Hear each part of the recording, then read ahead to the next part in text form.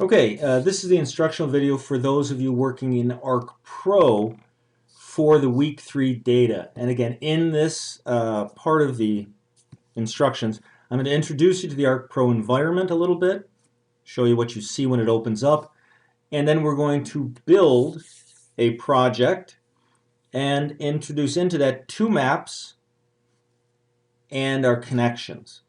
Okay, so first of all, if you're not logged in, make sure you're logged in to your arcgis.com account. I'm going to click right here, and it will hopefully sign me in. There we go.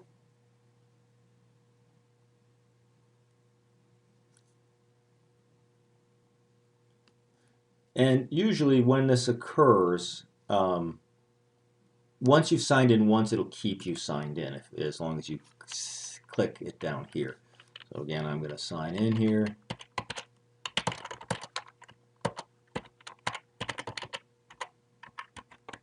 Again, remember that is your arcgis.com account. Now, I'm in here and I want to create a new project. And so in my case, what I'm going to do, and again, you can start this different ways. Many times we'll start a new one with one map in place. But this time I want to start in the catalog view because it'll help you kind of see what we're doing. So I'm going to click on the catalog template. And what I'm going to do is I'm going to create a project. In this case, I'm going to call it, and I would like you to name it, your name, and then week 3. And I'd like you to write it, the location, to the week 3 folder that you downloaded. So in my case, I've got to navigate to my desktop. And in my case, I'm going to go all the way down to my week 3 folder. And I'm going to click OK. So again, navigate to wherever you stored your downloaded and uncompressed file, and navigate to the large folder. I shouldn't say large. The nest folder, that is the outermost folder. And click OK. And so here's you see it. And again, make sure you click this on. Create a new folder for this project. Okay. I'm going to click OK. And so what it's doing now is building the elements.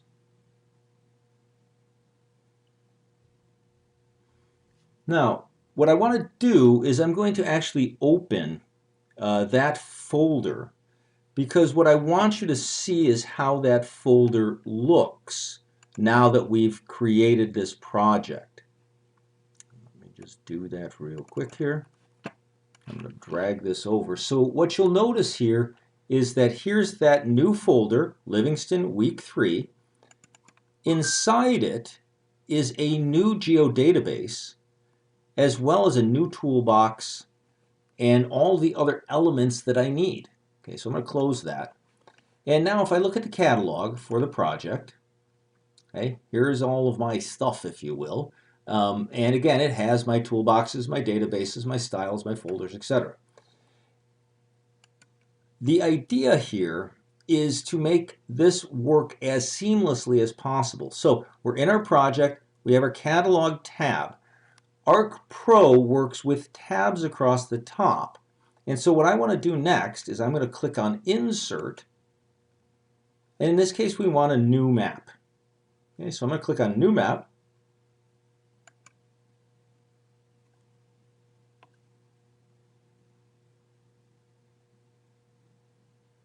Take a moment. And now you'll notice that originally I had my catalog, and now I have a map.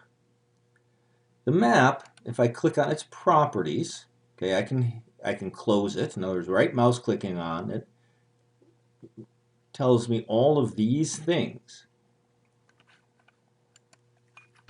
Okay, so again, we're in the map. We can see the map, but we don't see what's in it. And a couple of different things in terms of how your system is laid out. For a map document, what you're going to have over here is its contents. And so again, if you click on a couple of different things, there's different ways of seeing this information. When I click on the map tab above, well, let's see, the map drop down next to the map tab, or ribbon is I think the appropriate term, you'll notice that here is all of the other information about working with the map. on this side of mine is also the Contents tab. I'm going to click on that. And so Contents, you can, again, I can take this and I can dock it anywhere. If we're going to work kind of like an ArcMap environment, you dock it to the left. And here's our content.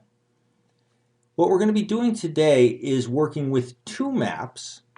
Okay, and so here's my first one. Okay, so again, we're in our map environment. I've now brought my contents over to this side. Yours can be here as a pinned or unpinned, in other words, auto hide element. But we have our map, our catalog. We have one map so far in our project.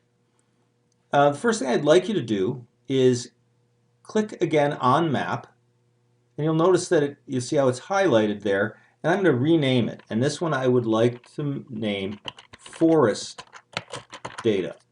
Okay, so we have forest data.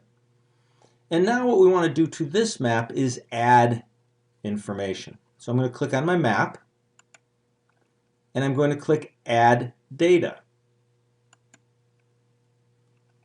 We're going to click on this, and now what we have is the project databases, okay, which doesn't have much in it, but in this case, what we already connected to this folder, and you can see in the folder a number of things within the Week3 geodatabase.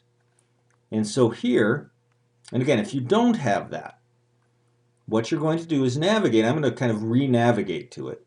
You're going to click on your computer, and you're going to navigate to wherever you have that stored. In my case, I have it stored on the desktop. I'm going to double click on desktop, and then I'm going to go down to my Week3 folder. Oops, a little too far. And you'll notice that here's my Week3 geodatabase. And that's what I'd like you to go to. I'm going to double click on that. And now what I'd like you to add to this map is forest group. And then you can hold down the shift key, forest type. And then we're going to also add the federal lands and the Pennsylvania-Ohio boundary. Now by holding down the control key, I can grab each of these individually and then click OK. You can also add them one at a time.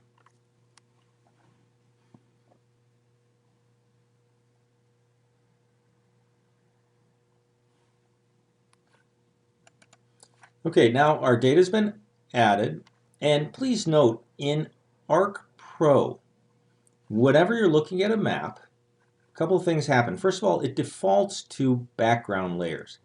And for some of you, it may be beneficial to turn these off because it will speed up your computer a little bit. The other thing I want to note are the different options in terms of how the contents are displayed. The first option right here is the drawing order. So in this case, my Pennsylvania-Ohio boundary is above my federal lands.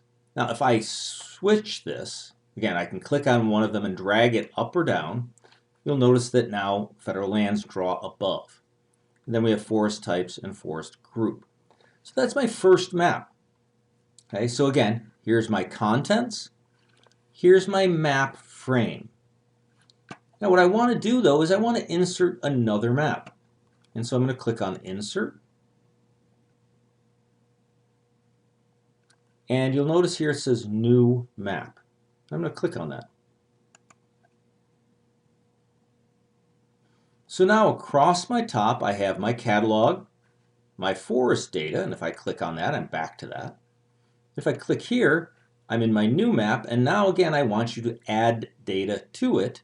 So we're going to click on Map again, and Add Data. You'll notice it brings me back to where I was the last time.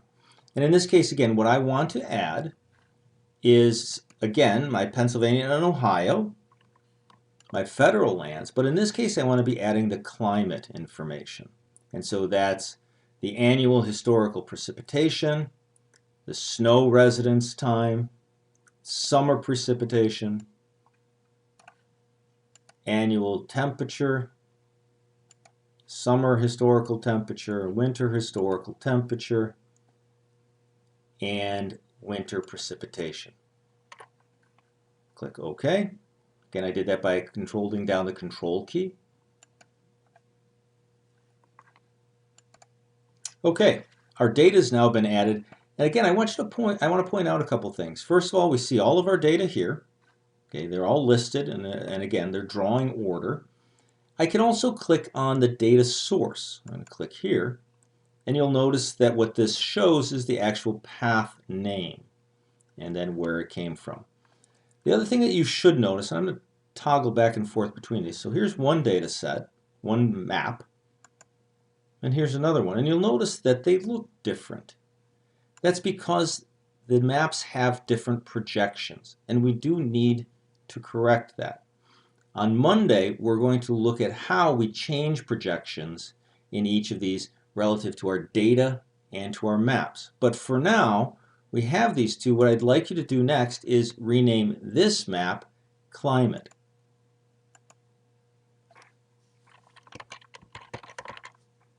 And once you've done that, click Enter. And now we've got everything where we want it to be, at least for Monday. And again, on Monday, we're going to be talking about how do we deal with these two scenarios, and then how do we visualize our data to look at it appropriately from a cartographic standpoint. The last thing we're going to do today is you are going to save your project. Okay, so underneath the Project tab, okay, we are going to click Save Project since we've already named it. Your project's saving, and now that should be saved to your folder, and you can safely exit ArcPRO.